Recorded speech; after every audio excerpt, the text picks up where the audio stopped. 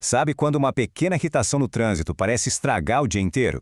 A gente costuma usar as palavras emoção e sentimento como se fossem a mesma coisa, mas para a neurociência elas são bem diferentes. Hoje, a gente vai mergulhar no cérebro para entender como ele processa tudo isso e descobrir o poder que existe no intervalo de tempo bem curto, apenas 90 segundos. Então, a grande pergunta que vai guiar nossa conversa é essa. Emoção e sentimento, é tudo a mesma coisa? A resposta curta é não. E a resposta longa, bom, essa é a parte mais fascinante, que a gente vai desvendar passo a passo. Para começar, vamos pegar uma ideia emprestada do neurocientista Antônio Damasio. Pensa assim, a emoção é o teatro do corpo. São as reações físicas, sabe? O coração que dispara, a mão que soa. Já o sentimento é o teatro da mente. É a nossa interpretação, a nossa percepção consciente de tudo o que aconteceu no corpo. Essa diferença entre a reação física e a percepção mental é a chave de tudo. Ok, então vamos abrir o capô e dar uma olhada no motor. Para entender como essa engrenagem funciona, a gente precisa conhecer as peças principais da nossa fábrica de emoções, o sistema límbico. Vamos ver quem manda nesse lugar. Primeiro, conheçam o tálamo. Ele é tipo o porteiro do nosso cérebro. Todas as informações que chegam pelos nossos sentidos, visão, audição, tudo passam por ele antes. E é o tálamo que decide para onde vai cada informação, se pega o atalho da reação imediata ou se vai pelo caminho mais longo da análise. Em seguida, temos a amígdala. Pensa nela como o alarme de incêndio do cérebro. Ela é o nosso centro de detecção de ameaças. E o mais impressionante, em milissegundos, antes mesmo de a gente ter consciência do que está acontecendo, a amígdala já disparou o alerta. É puro instinto de sobrevivência em ação. Aí entra em cena o hipocampo, o nosso bibliotecário cerebral. Enquanto a amígdala está lá gritando, perigo! O hipocampo corre para a nossa biblioteca de memórias para buscar um contexto. Ele se pergunta, peraí, esse barulho alto é um tiro ou é só o vizinho estourando fogos de artifício de novo? Essa consulta é o que pode acalmar o alarme. E por último, mas não menos importante, temos o chefão, o córtex pré-frontal. Ele é o nosso CEO, a parte racional que pega todas as informações, analisa a situação, pensa nas consequências e decide se aquela reação de pânico que a amígdala sugeriu é mesmo a melhor ideia. Ele é basicamente o freio da nossa impulsividade. Mas qual é o combustível que faz essa fábrica toda funcionar? Química, pura e simples. As emoções são, na verdade, coquetéis químicos. Uma dose de cortisol e adrenalina prepara o corpo para o medo, um banho de ocitocina abre as portas para a confiança. Cada emoção tem sua própria receita química. Certo. Agora que a gente já conhece as peças e o combustível, vamos ver como isso tudo acontece na prática, numa linha do tempo. Existe um ciclo, um passo a passo bem definido, desde o gatilho inicial até a nossa reação.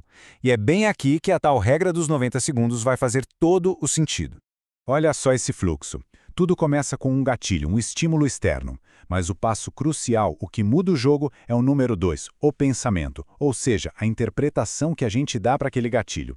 Pensa comigo, alguém esbarra em uma pessoa na rua. Se ela pensa, foi de propósito, a emoção é raiva. Se pensa, foi um acidente, a emoção é indiferença. A interpretação é que dita a emoção, que é a química no corpo. Só depois vem o sentimento, que é tomar consciência disso tudo e, por fim, a nossa ação. E aqui está o número mágico da nossa conversa.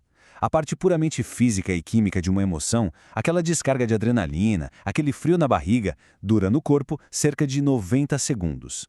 É um pico rápido, intenso, que logo depois se dissipa naturalmente. Então fica a pergunta, se a química dura só 90 segundos, por que uma raiva ou uma ansiedade podem durar horas, até dias? A neurocientista Jill Bolte Taylor explica. A emoção continua porque a nossa mente fica realimentando o circuito, repetindo sem parar o pensamento que disparou tudo. É como continuar jogando lenha numa fogueira que já era para ter apagado. A gente fica literalmente remoendo a emoção. Isso tudo nos leva a uma questão fundamental. Se a gente tem um CEO tão racional no cérebro, por que tantas vezes nós agimos por puro impulso e só depois a gente para pensar? A resposta está em duas vias neurais, duas estradas que o nosso cérebro pode usar. O neurocientista Joseph Ledoux foi quem descobriu essas duas estradas. A estrada baixa é um atalho de sobrevivência. O porteiro, o tálamo, manda o sinal direto para o alarme, a amígdala. É por isso que a gente pula de susto antes mesmo de entender o que causou o barulho. Já a estrada alta é o caminho mais longo. O sinal passa primeiro pelo nosso CEO, o córtex, para uma análise cuidadosa e só depois vai para a amígdala. O resultado? Uma resposta muito mais calma e pensada. E quando a estrada baixa domina o cenário, acontece o que a gente chama de sequestro da amígdala. É quando a emoção assume o controle total, antes que a parte racional do cérebro tenha qualquer chance de intervir. É uma reação puramente instintiva, feita para nos salvar de um perigo imediato, real ou imaginado. Certo. Então o ponto principal é como a gente faz para evitar esses sequestros e usar mais a nossa estrada alta. É aqui que todo esse conhecimento vira uma ferramenta prática e poderosa para o nosso dia a dia. E isso, no fim das contas, é a inteligência emocional na prática. É a habilidade de perceber aquela tempestade química de 90 segundos e, de forma consciente, criar uma pausa. Essa pausa é o tempo de ouro que o nosso córtex pré-frontal precisa para chegar na reunião, assumir o controle e nos ajudar a escolher uma resposta, em vez de simplesmente reagir no piloto automático. Então, vamos amarrar tudo. A descarga química da emoção, aqueles 90 segundos, é automática, não dá para impedir. Mas o que a gente pode fazer é treinar nossa mente para perceber o sentimento que vem depois. E o mais importante, nesse espacinho entre sentir e agir, a gente pode escolher o nosso comportamento. Essa pequena pausa é de verdade um superpoder. E para a gente fechar, fica a reflexão. Agora que conhecemos as duas estradas, a do instinto e a da razão, qual caminho o cérebro vai pegar na próxima vez que uma emoção forte bater? A grande sacada é que a resposta para essa pergunta pode estar a apenas uma pausa de distância.